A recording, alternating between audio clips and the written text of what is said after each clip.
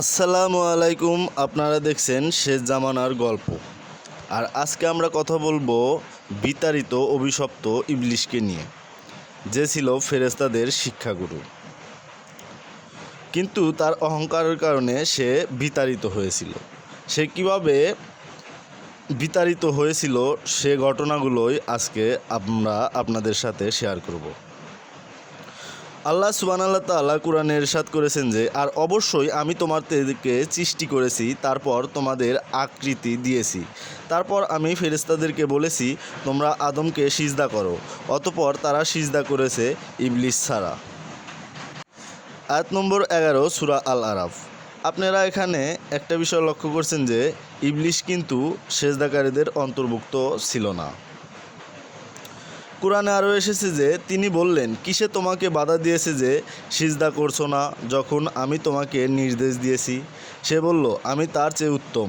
আপনি আমাকে আগুন থেকে সৃষ্টি করেছেন আর তাকে সৃষ্টি করেছেন কাদামাটি থেকে।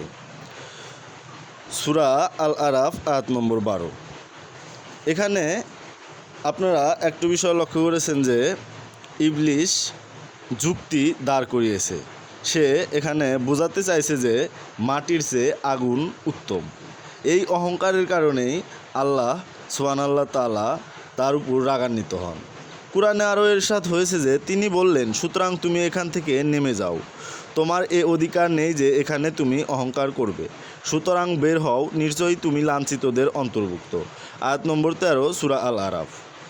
এখানে সূরা আল কোরআনের আয়াত নম্বর 13-তে স্পষ্টভাবে বলা হচ্ছে যে কিভাবে ইবলিস পথভ্রষ্ট হয়েছিল এবং কি আল্লাহ তাআলা তার উপর রাগান্বিত হয়ে তাকে বিতাড়িত শয়তানে রূপ দিয়েছিল। আল কোরআনে আরও এরশাদ হয়েছে যে সে বলল, সেদিন পর্যন্ত আমাকে অবকাশ দিন যেদিন তাদেরকে পুনরুজ্জীবিত করা হবে। আয়াত নম্বর 14 সূরা আল আরাফ। বন্ধুরা, এখানে একটা বিষয় লক্ষণীয় যে ইবলিস কিন্তু তার সময়সীমা চেয়ে নিচ্ছে। কিয়ামত পর্যন্ত সময়সীমা সে আল্লাহর কাছ থেকে চেয়ে নিয়েছে। তাই এটা বোঝা জরুরি যে সময় আমাদের জীবনে কতটা গুরুত্বপূর্ণ। কারণ আল্লাহ তাআলার কাছে সে ইবলিস প্রথমেই তার সময়সীমাকে চেয়ে নিয়েছে। আল কোরআনে আরও এসেছেন যে তিনি বললেন, নিশ্চয়ই তুমি অবকাশপ্রাপ্তদের অন্তর্ভুক্ত। সূরা আরাফ আয়াত নম্বর 15। অতএব এখানে আল্লাহ তাআলা তাকে সেই সময় পর্যন্ত অবকাশও দিয়ে দিয়েছেন। আল কোরআনে আরও এসেছে যে সে বলল, আপনি আমাকে পথভ্রষ্ট করেছেন আদমের কারণে, অবশ্যই আমি তাদের জন্য আপনার সোজা পথে বসে থাকব। আয়াত নম্বর 16 সূরা আল আরাফ। এখান থেকে বোঝা যায় যে আদমকে সেজদা না করার কারণে অহংকারী শয়তান যেভাবে বিতাড়িত হয়েছে, সেভাবেই আমাদেরকে সে আল্লাহর তাআলার সোজা পথ থেকে পথভ্রষ্ট করার জন্য ওত পেতে বসে থাকবে। আপনারা বুঝতে পারছেন যে ইবলিস কতটা ক্ষমতা আল্লাহর কাছ থেকে নিয়ে নিচ্ছে। এরপর কুরআনে আরও ইরশাদ হয়েছে যে তারপর অবশ্যই তাদের নিকট উপস্থিত হব, তাদের সামনে থেকে, তাদের পেছন থেকে এবং তাদের ডান দিক থেকে ও তাদের বাম দিক থেকে, আর আপনি তাদের অধিকাংশকে কৃতজ্ঞ পাবেন না। সূরা আল আরাফ। একটাবার চিন্তা করে দেখুন তো সে কতটা শক্তি আল্লাহর কাছ থেকে চেয়ে নিয়েছে। সে আপনাকে পথভ্রষ্ট করার জন্য সামনে থেকে, পেছন থেকে, ডান দিক থেকে, বাম দিক থেকে, সব দিক থেকে আপনাকে জাহান্নামে নেওয়ার জন্য চেষ্টা করবে। সবটুকু শক্তি সে প্রয়োগ করবে আপনাকে জাহান্নামে নেওয়ার জন্য। অথচ আমরা কিন্তু বেখেয়াল, নিজেদের নফসের গোলামি করছি, শয়তানের অনুসরণ করছি, দুনিয়ার ভোগবিলাসিতা আমাদেরকে মত্ত করে রেখেছে।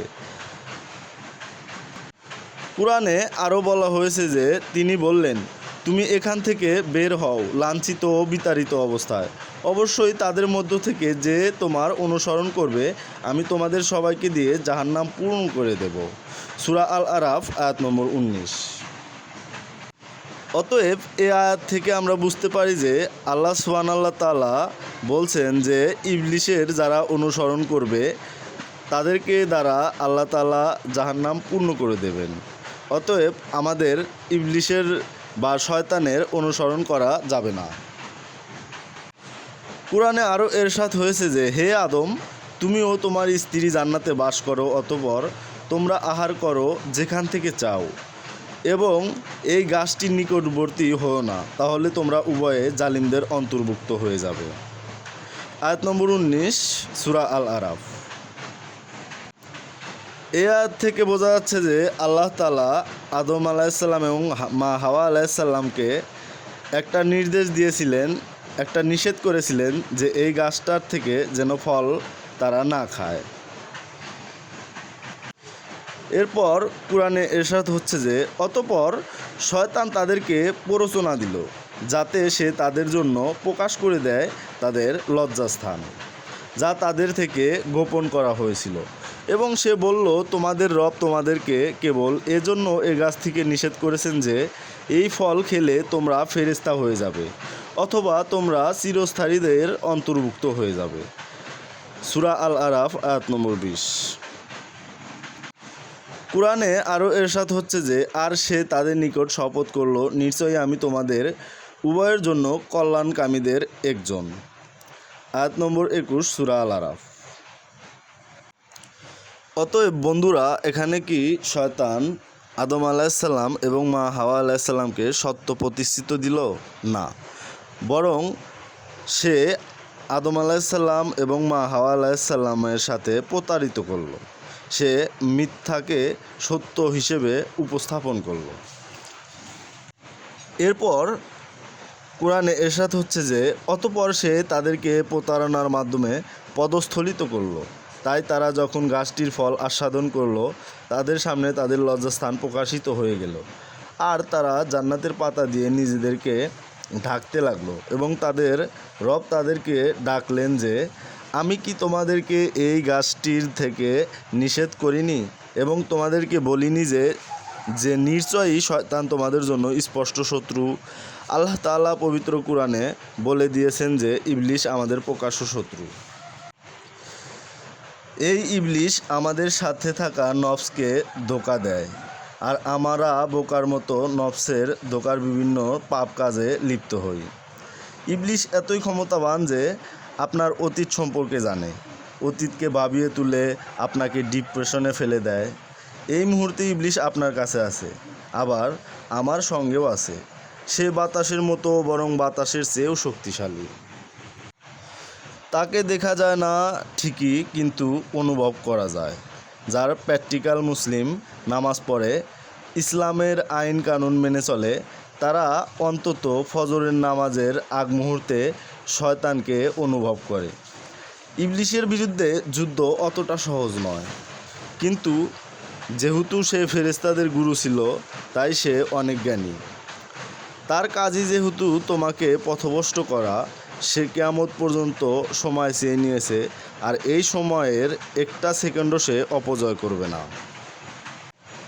তোমাকে ধোঁকা দেওয়ার জন্য ব্যস্ত থাকবে মৃত্যু পর্যন্ত। তুমি ঘুমিয়ে থাকলেও শয়তান তোমাকে স্বপ্নেও পথভ্রষ্ট করার চেষ্টা করবে। তাই তুমি যত পাপ করো না কেন, রবের কাছে ফিরে এসো, ইসলামী জ্ঞান অর্জন করো। প্রত্যেক দিন অন্তত 10 আয়াত কুরআন পাঠ করো, কোরআনের অর্থসহ।